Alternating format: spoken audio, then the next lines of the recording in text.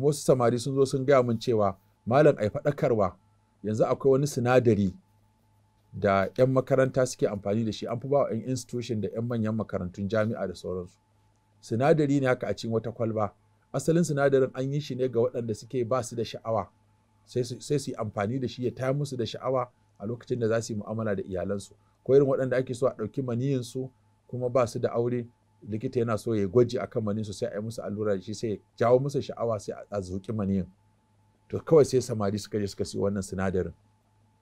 Sai a zuƙa a sirinji, a ɗiga wa yarinya ga ta da kwaɗayin tsiya, a ɗiga mata a tsire, a ɗiga mata a balangu, a sa mata a kek, a sa mata a baga, a sa mata a lemo, a sa mata a ruwa, a sa mata a juice. Tunda allura ce kawai ɗan huda za a ɗiga. Da mace ta sha sai ta rasa hankalinta, sai dai ta wayi gari ta ga samari 3, 4, 5 sun yi lalata da ita kuma su gudu su batta.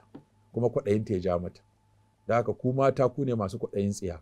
A kiyaye cin tsire, cin balangu, karɓar ruwa, karɓar lemo, ayaba. Duk waɗannan ana iya sa wannan sinadari a zuƙo a ɗura a ciki, wanda kuma ƙarshe za a lalata rayuwar mace.